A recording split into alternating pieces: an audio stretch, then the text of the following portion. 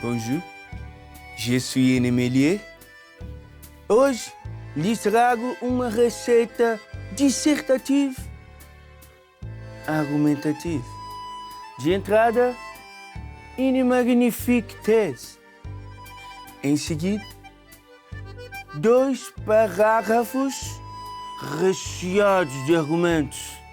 Para fechar, une proposé de intervention avec détaillement. Redação é uma delícia. Roda a vinheta.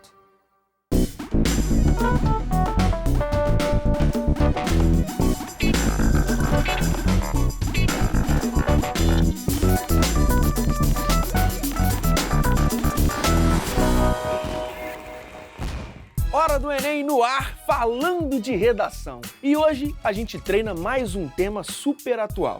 Põe na tela. Obesidade infantil em questão no Brasil. Para isso, eu conto com a ajuda do mestre da dissertação, professor Rômulo Bolivar. E aí?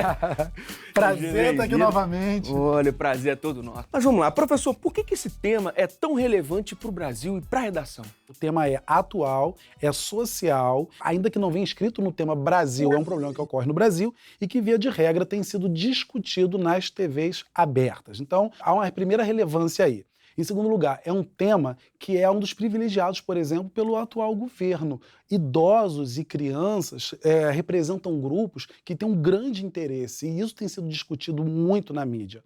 Terceira razão, criança e infância é um assunto recorrente no Enem. Eu digo sempre, o Enem repete tema? Não, mas o Enem repete o assunto. E o assunto criança já caiu em forma de direito da criança e do adolescente, publicidade infantil, trabalho infantil. Então, é um tema top de linha. Ninguém pode chegar ao Enem sem se preparar com um tema como esse. Pois é, professor, a gente já tratou aqui no programa de unboxing, consumismo infantil, agora obesidade infantil. Quais são os principais desafios em lidar com esse público infanto-juvenil assim, na redação?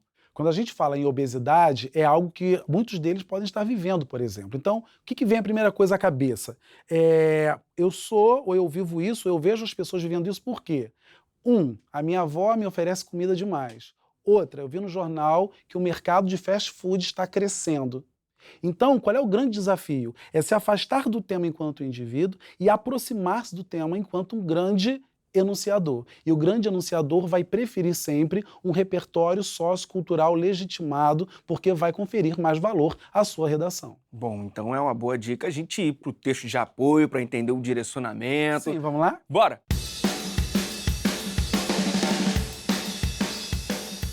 Tá aí é um trecho de uma reportagem da BBC. Segundo estudo publicado pela revista científica The Lancet, a taxa global de obesidade em crianças disparou em 41 anos. No Brasil, a tendência é semelhante. Nas últimas 4 décadas, o índice de obesidade entre meninos saltou de 0,93% para 12,7%. Entre meninas, o crescimento foi menor, mas ainda assim é elevado. Passou de 1,01% em 1975 para 9,37% no ano passado. De acordo com a Federação Mundial de Obesidade, o crescente nível de obesidade entre crianças e adultos coloca a saúde desse público em perigo imediato e pode ser considerado uma epidemia. Estimativa da organização aponta que, em 2025, 150 mil crianças e jovens no Brasil desenvolverão diabetes tipo 2, enquanto 1 milhão terão pressão arterial elevada. Outro dado alarmante é o número de crianças e jovens brasileiros que sofrerão com gordura no fígado, cerca de 1,4 milhão, segundo a entidade. Pois é, professor, um texto cheio de dados, de números, isso não assusta um pouco o candidato? Assusta sim, só que ele tem que partir sempre do seu conhecimento prévio. Então, ele já viu nos telejornais que as famílias estão sofrendo com isso, que as crianças estão sofrendo com isso. Há outros dados que mostram, por exemplo, que entre os países desenvolvidos, o Brasil é o terceiro com maior número de pessoas obesas. Aí não é só criança, no total. Só perde para a Rússia e África do Sul. Então, é um problema que já tem sido, inclusive, discutido pelas escolas. Por exemplo, os pais, quando vão escolher as escolas para os seus filhos, eles querem ver, por exemplo, hoje estão mais preocupados em saber se a cantina oferece, por exemplo, uma comida saudável e se há, por exemplo, espaço para as crianças praticarem esporte. Então, professor, o candidato pode interpretar esses dados, mas ele não pode copiar, né? É o que acontece. O texto de apoio está presente na prova. Se o candidato copia, ele não ganha nada, não perde ponto, mas Ele não ele perde. não ganha. Se ele faz uma paráfrase, ele vai ganhar mais ou menos a metade da pontuação.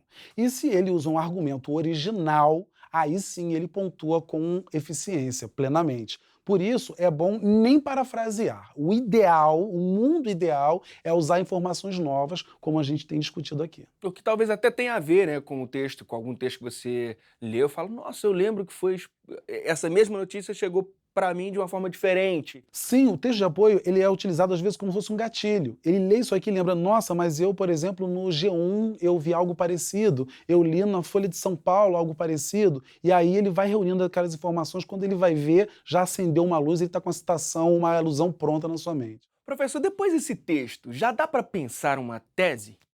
Já dá sim. E assim, a tese é uma declaração crítica e ela precisa ser não muito longa, muito extensa, porque a tese está compreendida no parágrafo de introdução e esse parágrafo de introdução convém que apresente uma contextualização do tema no começo, depois a tese e no final comece um projeto de texto, ou seja, que já deu mais ou menos um spoiler daquilo que se pretende discutir no desenvolvimento. Se o candidato fizer uma tese muito longa, ele pode acabar se perdendo.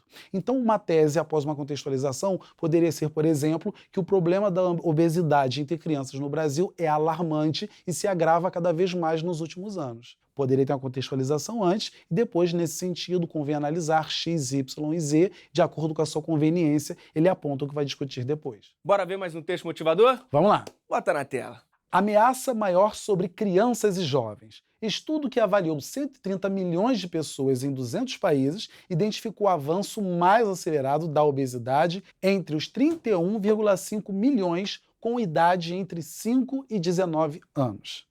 E aí nós temos ali a imagem de meninos e de meninas. A imagem em sua parte superior trata de 1975 e tem uma escala, né? Mostra-se ali uma gradação e embaixo como ficou em 2016. Tá, e linguagem verbal e não verbal, né? Um gráfico do G1. Isso aqui tem a cara do que se encontra na prova do Enem, que é o seguinte, o tema que a gente está discutindo hoje é o quê? A obesidade infantil em questão no Brasil. E a gente tem um texto de apoio aqui que está mostrando a questão da obesidade infantil no mundo. O INEP tradicionalmente faz igualzinho. Qual é o erro no qual o aluno não pode incidir? Se distrair com o texto de apoio e falar apenas sobre a obesidade infantil no mundo, se esquecendo de veicular a discussão ao Brasil. Isso é comum de acontecer. Não, mas tipo assim, se ele focar somente no Brasil e excluir todo o restante do mundo, ele também...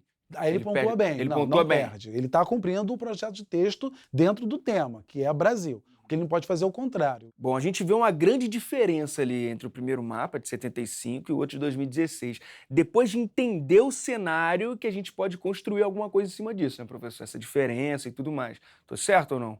Sim, a gente percebe a evolução na quantidade de meninos e meninas que estão obesos no mundo.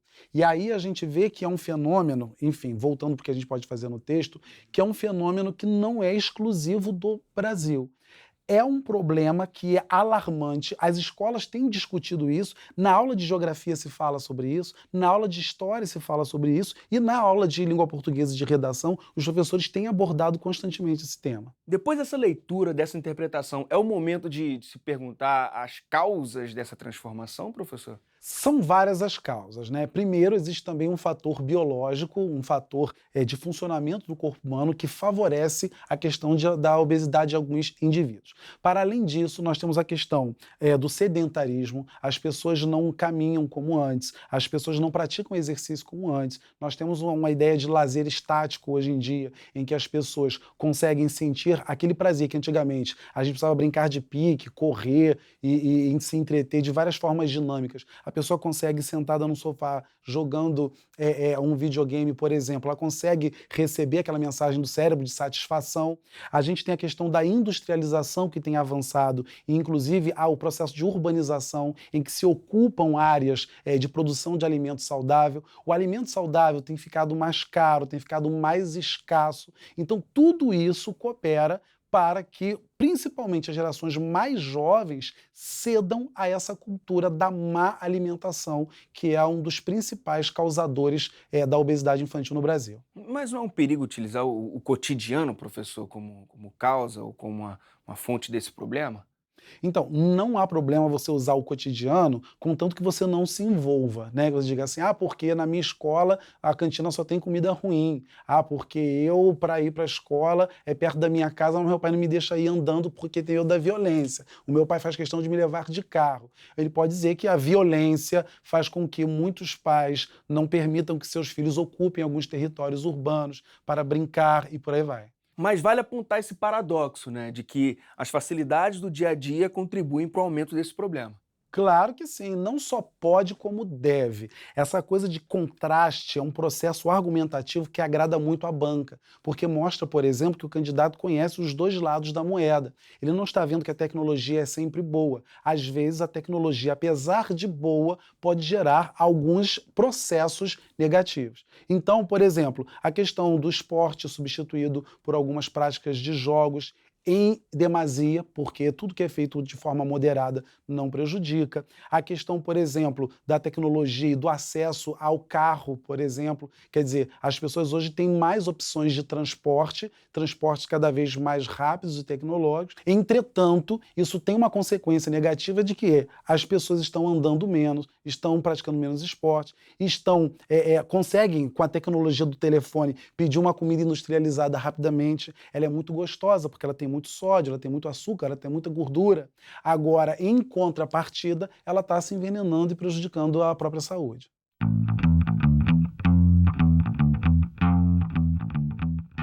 Mesmo assim, a gente sabe que a expectativa de vida aumentou. Não é uma outra questão a se pensar? É porque também, na medida que as pessoas vão criando mais doenças, a tecnologia, por outro lado, está resolvendo mais as doenças. E aí, assim, isso daria um outro programa para a gente debater, porque a gente também tem um outro problema que é as pessoas se afastando. A ciência está conseguindo manter o idoso vivo por mais tempo. Então, o idoso não está morrendo de doença física, está morrendo de depressão. Bom, professor, em um tema como esse, quais são os principais deslizes assim, da galera quando vai fazer uma redação?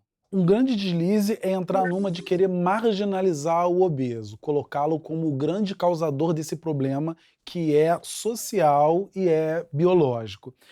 Então, culpá-lo por comer demais, culpá-lo por não praticar o exercício, culpá-lo por uma prática que é cometida por magros e pelos chamados gordos. Então, quando o candidato resume a sua argumentação ou volta a sua argumentação para esse tipo, ele deixa de comentar, por exemplo, a questão da evolução histórica do país, que culminou na situação que nós temos hoje. Ele deixa, por exemplo, de comparar o que acontece no Brasil com os outros países. Ele deixa de citar consequências sociais, porque o Brasil gasta atualmente milhões de reais para combater a obesidade, para combater as doenças relacionadas à obesidade. Isso são fatores muito sérios que podem ser considerados, em vez de simplesmente focar no indivíduo que é mais vítima do que qualquer outra coisa, a gente tem esse problema social.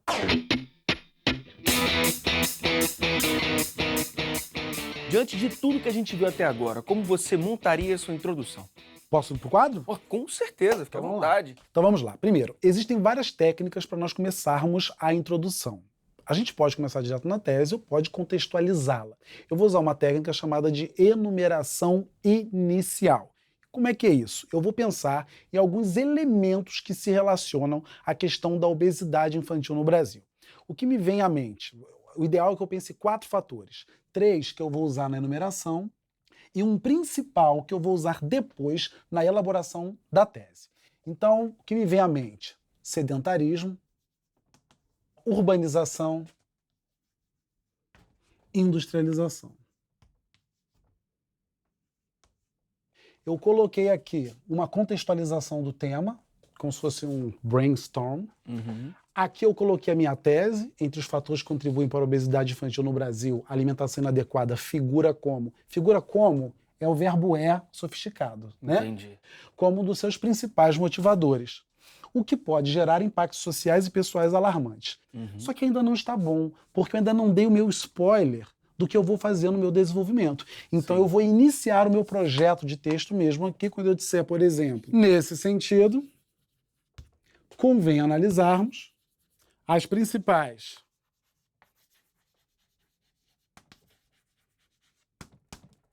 causas, consequências. Veja só, aqui eu vou parar e vou refletir.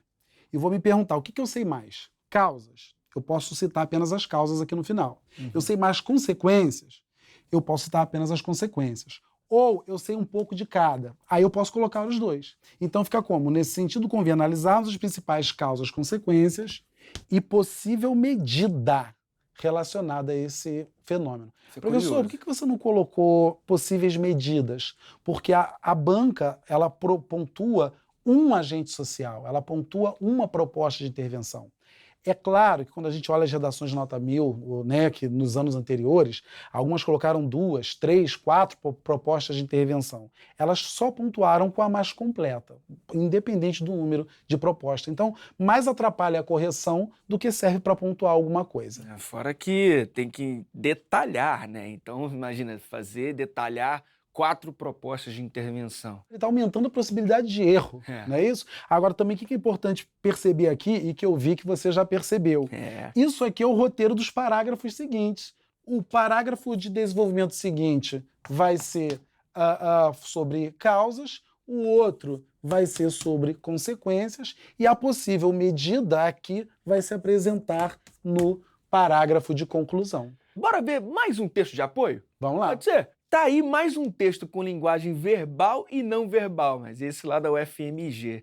O que a gente pode extrair daí, professor? Sim, um texto do Observatório da Saúde da Criança e do Adolescente, né, da UFMG, e ele traz aí algumas consequências diretas relacionadas à criança obesa. E é interessante perceber que há a presença do doce, da comida ali em volta. Sim. A questão do açúcar tem sido muito discutido na mídia ultimamente, a gente não pode esquecer disso. Aí tem ali apneia, diminuição da autoestima, problemas respiratórios, problemas cardíacos, estrias, risco de diabetes e gordura no fígado, desvios de coluna, lesões nas articulações, é claro, por causa do sobrepeso, e pés chatos. Professor, o que a gente pode extrair e aproveitar desse texto?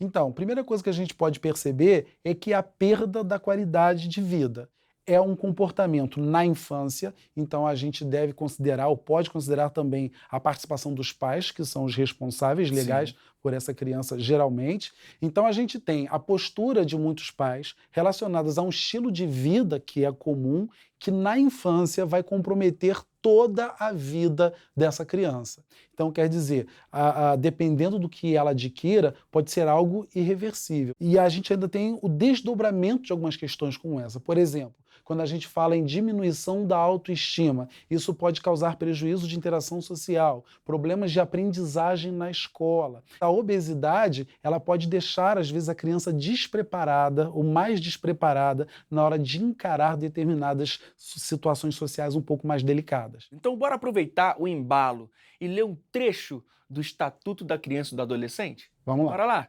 Lei número 8.069, de 13 de julho de 1990. Artigo 4º.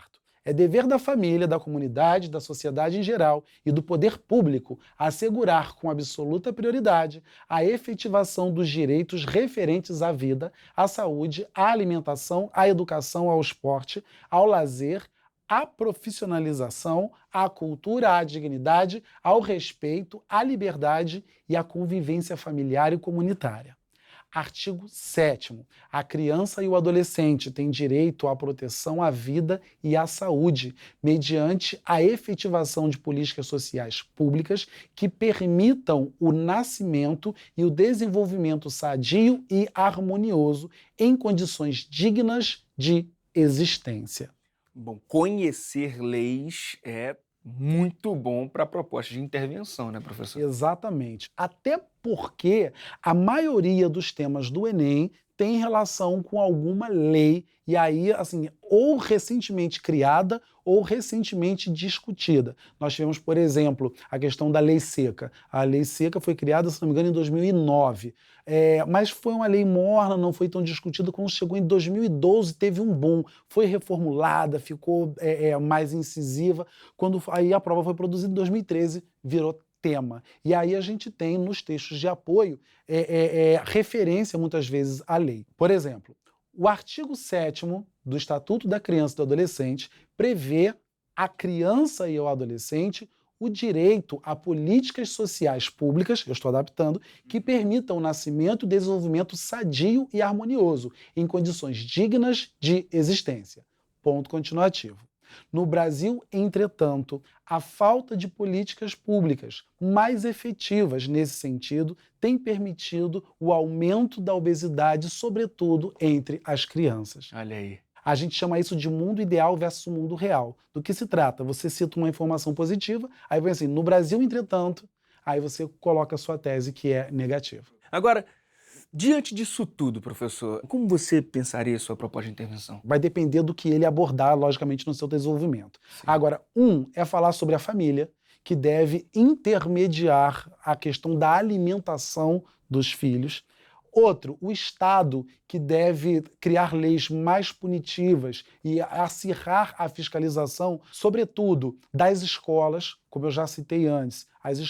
Muitas escolas atualmente não têm espaço para a criança brincar, para a criança correr. Aliás, correr virou crime, enfim. E não tem alimentação saudável. Professor, chega mais.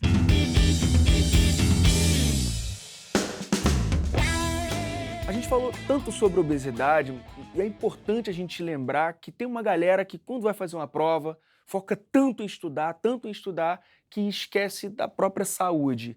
Isso acaba prejudicando o desempenho na prova? Prejudica muito. A gente sabe que para a prova ele precisa do pensamento. Se a pessoa estiver muito estressada, se ela estiver desconfortável. Então, por exemplo, uma pessoa que estuda muito, sempre na mesma posição e não se alimenta direito, não pratica exercício, na hora da prova, ela tende a se desconcentrar mais, às vezes sentir dores no corpo mais rapidamente, sem contar com o fato de muitas passarem mal, como eu mesmo passei no dia da prova, comendo um monte de biscoito de chocolate e perdi o primeiro vestibular que eu fiz, tive que tentar no ano seguinte. E chegou a hora do nosso momento Pop Prof.